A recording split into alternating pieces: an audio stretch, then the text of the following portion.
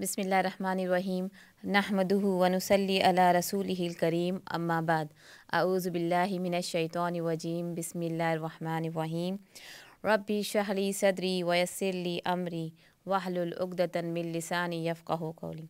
अस्सलामु अलैकुम नाज़रीन, मैं हूँ आपकी होस्ट नबीला सैयद और मैं आपका खैर मक़दम करती हूँ आपके प्रोग्राम सेहत एक नेमत में। जैसे कि आप सब जानते हैं कि सर्दियाँ शुरू हो चुकी हैं, तो मैंने सोचा मैं आज का जो टॉपिक है और मेरा जो उन्वान है मैं वो सर्दी के मुतालिक आपको कुछ बताऊं। और जैसे कि आप जानते हैं हमारा शो लाइव है, तो अगर किसी को कॉल करना है लाइव शो के अंदर तो इंशाल्लाह हम आपके सवालात को लेंगे और उसके जवाबात कोशिश करेंगे कि इसी लाइव शो में हम इसका जवाब आपको दे सकें। सर्दियों में सब ये तो जानते हैं कि सबको ये ज़्यादा परेशानी होती है कि सर्दियों का मौसम आ गया है, मौसम सरमा का ये होता है कि सबके दिमाग में जो है बहुत से ऐसी गलतफहमियाँ होती हैं कि उन लोगों को हमें ये लगता है कि सर्दियाँ आ गई है तो इसका मतलब नज़ला ज़ुकाम हो जाएगा, हम बार बार बीमार हो जाएंगे, हमें फ्लू हो जाएगा। ये भी बिल्कुल सही है, लेकिन क्या आप जानते हैं कि सर्दी एक ऐसा मौसम है, अगर उसमें हम चाहे तो अपने जिस्म के खुलियात को रिपेयर का काम कर सकते हैं। अगर हम उसको सही तरीके से इस मौसम का अगर हम मज़ा लें तो हम अपने जिस्म को, अपनी बीमारियों को, उस चीज़ को उससे हम रिकवर हो सकते हैं। तो ये किस तरह आप कर सकते हैं? देखिए, नज़ला ज़ुकाम भी हमारे जिस्म के लिए बहुत ज़रूरी है, क्योंकि जब एक दिमाग में कितनी सारी चीज़ें होती हैं, कुछ ख़राब हवाएं जाती हैं, मादे गैर ज़रूरियात मादे हमारे जिस्म में चले जाते हैं नाक के ज़रिए जो होती है। जब हम बाहर निकलते हैं तो रास्तों पे जब हम चलते, धूल मिट्टी ये सब नाक के ज़रिए हमारी जो है हमारे जिस्म तक जाती है, हमारे दिमाग तक जाती है। और मुंह का एक रास्ता ऐसा होता है कि कभी हमारे हाथ धुले हुए नहीं होते हैं, तो कोई भी चीज़ अगर हम खा लेते हैं तो मतलब जिस्म के अंदर बीमारी जाने के जो सबसे बड़ी जो वजूहात है वो एक हवा होती है जो हम नाक के ज़रिए लेते हैं, और एक मुंह होता है जिसके ज़रिए हम खाते हैं, और हाथ होते हैं। तो ये कुछ चीज़ें होती हैं जिनकी वजह से बीमारी जो हमारे हमारे जिस्म तक पहुंचती है। तो इससे बचने के लिए, जैसे कि आप सब जानते हैं कि स्पेशली सर्दियों में ऐसा होना चाहिए कि आप अपने जो हाथ धोने का जो रवैया आप जो बाकी वक्त करते हैं, अभी तो 2 साल से हम वाकई में हाथ ही धो रहे हैं, लेकिन हम सैनिटाइज़र का इस्तेमाल ना करके, मतलब करें आप लेकिन एक हद तक, क्योंकि वो बहुत ज़्यादा हाथ ड्राई कर देते हैं और उसमें से स्मेल आने लग। कभी ऐसा होता है कि हम जब बाहर जाते हैं तो सब मशवरा करते हैं कि आप सैनिटाइज़र लेके जाया कीजिए, अपने हाथ सैनिटाइज़ किया कीजिए।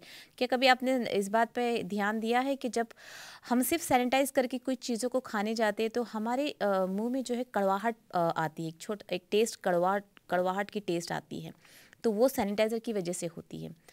तो मुझे नहीं लगता ये बहुत हद तक जिस्म में जाना भी सही है, क्योंकि ज़ुबान के ज़रिए हमारे जिस्म में हम टेस्ट जो हमारे ज़ुबान का जो मज़ा है वो हम मालूम कर सकते हैं। तो कभी आप गौर कीजिएगा कि हम जो बाहर सैनिटाइज़ यूज़ करते हैं अपने हाथों में, उसकी जो उसका मज़ा है वो कड़वा होता है, जो मुझे नहीं लगता कि ये हमारे जिस्म के लिए अच्छा होता है। बहुत ज़्यादा ज़रूरत होने पे आप इसका बेशक इस्तेमाल करें, वरना सिर्फ गर्म पानी से हाथ धोना ये भी बहुत ज़्यादा फ़ायदेमंद है।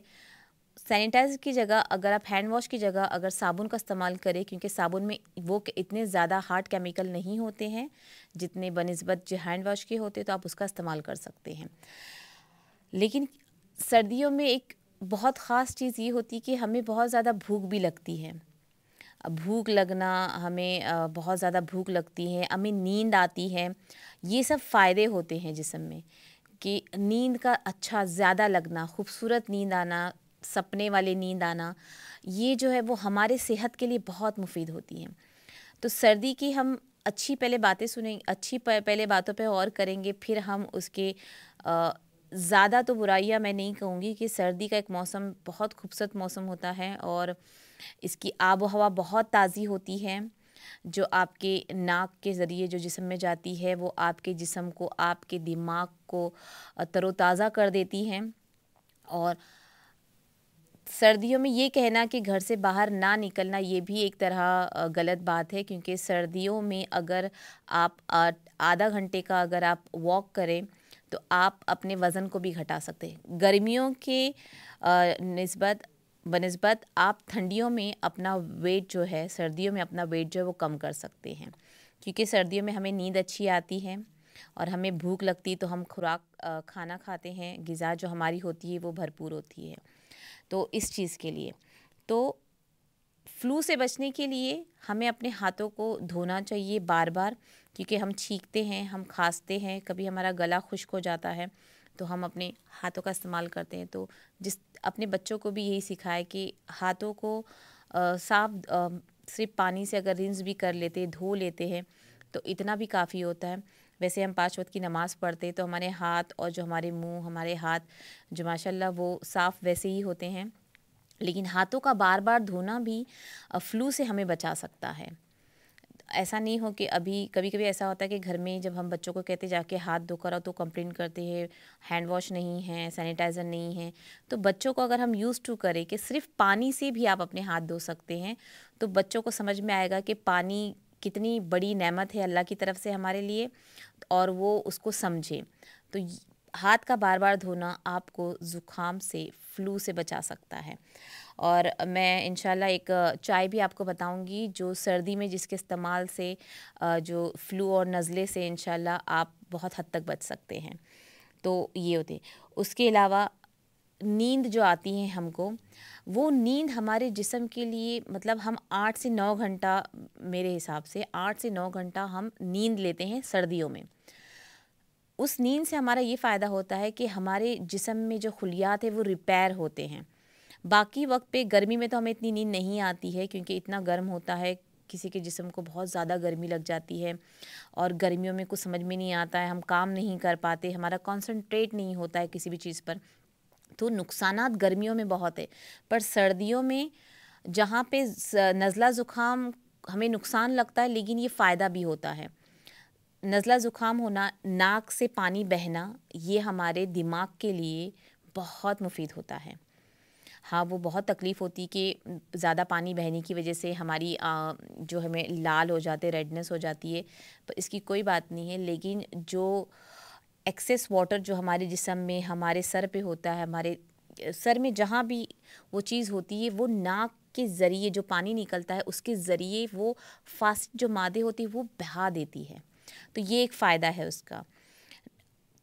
हम जब भी हमारी नाक बहती है, हम यही कोशिश करते हैं कि हम सबसे पहले इसको बंद करें, क्योंकि बाहर नहीं निकल सकते हैं, हमें अजीब सा महसूस होने लगता है, हमें शर्म आती है किसी के सामने। लेकिन ये सब चीज़ एक ज़ाहिरी तौर पे जो होता है, ज़ाहिरी है, वो हमारी जो पर्सनैलिटी वो ज़ाहिरी है कि हमें दूसरों के सामने ये चीज़ अजीब लगती है। लेकिन जो चीज़ आपके जिस्म के लिए बेहतरीन है और वो आपके जिस्म से बीमारियां, जो फासिद मादे, जो एक्सेस चीज़ें जो निकालती है, तो मुझे नहीं लगता इसमें कोई शर्म की बात है। बल्कि आप दूसरों को भी इन्फॉर्मेशन दे सकते हो कि अगर आपको नज़ला ज़ुकाम हो रहा है तो इसका मतलब जो तुम्हारे जिस्म में जो चीज़ें एक्सेस हो गई है वो बाहर निकल रही है कुदरती तौर पर। तो ये चीज़ होती है। तो नाक का बहना बहुत अच्छा होता है। नॉर्मली अगर आप फ्लू देखें तो 3 से 4, 12 से 48 घंटे में ये ख़त्म हो जाती है। अगर आप कोई दवाइयाँ नहीं भी लो खांसी के लिए, नज़ला ज़ुकाम के लिए, तो नॉर्मली अगर फ़्लू देखा जाए तो 2 से 3 दिन में ये ऑटोमेटिक ख़त्म हो जाती है। जहाँ पे अगर आपको बुखार महसूस हो तो आप पैरासिटामोल का इस्तेमाल करके अपने टेम्परेचर जो है वो नीचे लेकर आ सकते हो। लेकिन सर्दी ज़ुकाम को रोकना सिर्फ़ इसलिए कि वो बह रही है, तो ये बिल्कुल गलत है। तो इस बात का ख़ास ख़याल रखें। कुछ लोग तो ऐसे होते हैं जो पुराने, जो हमारे लोग हैं, जो हमारे पुराने बुज़ुर्ग लोग हैं, वो इस तरह किया करते थे कि अगर आपको सर्दी जैसे आपकी अगर नाक नहीं बह रही है, काफ़ी वक्त गुज़र गया है, तो वो जैसे काली मिर्च का सूप बना के, काली मिर्ची और टमाटर का सूप बना के दिया करते थे, ताकि आप वो पिए और उससे आपको जो पानी है वो बहना शुरू हो जाए। तो तो ये कुदरती तौर पे वो लोग करते थे कि बस किसी भी तरह से जो जिस्म में जो भी फासिद मादे हमारे जिस्म में हैं, एक तरफ से पसीना आना भी बहुत अच्छा होता है। मतलब अगर आप अगर हम सोचें ये बात, तो हर चीज़ का नुकसान भी है और उसके फ़ायदे भी हैं। तो हमें फ़ायदों को देखना चाहिए और नुकसान की तरफ हमें ध्यान रखना चाहिए कि इस चीज़ से हमको नुकसान ना हो, लेकिन हमको फ़ायदे पे ज़्यादा ध्यान देना चाहिए। हमारी आंखें फ़ायदों पे होनी चाहिए, और वो फ़ायदा जो आपके जिस्म को तंदुरुस्ती दे सके, ताकत दे सके, आपके जहन को अ, अच्छा कर सके, तो वो फ़ायदा हमें पहले ही लेना चाहिए। तो सर्दियों में जो लोग नहीं सोते हैं, उनको जितनी कुदरती तौर पे नींद मिलती है, उनकी जो बॉडी है वो जिस्म खुलियात सब रिपेयर होते हैं, तो ये सबसे अच्छी बात है जिनको नींद ज़्यादा आती है। नींद ज़्यादा आना सर्दियों में ये नेचुरल होता है, कुदरती होता है। तो ज़्यादा सोना कोई नुकसान नहीं होता, बल्कि आपके जिस्म के लिए ये बहुत कारआमद होता है। तो अगर किसी को ज़्यादा नींद आती है तो वो परेशान ना हो, बल्कि खुश हो जाए कि आपकी जो परेशानी है इंशाल्लाह वो इस सर्दियों का जो मौसम गुजरने तक का जो बाकी की जिस्मानी बीमारियां हैं, जहनी तौर पे बीमारियां, वो ठीक हो जाती है।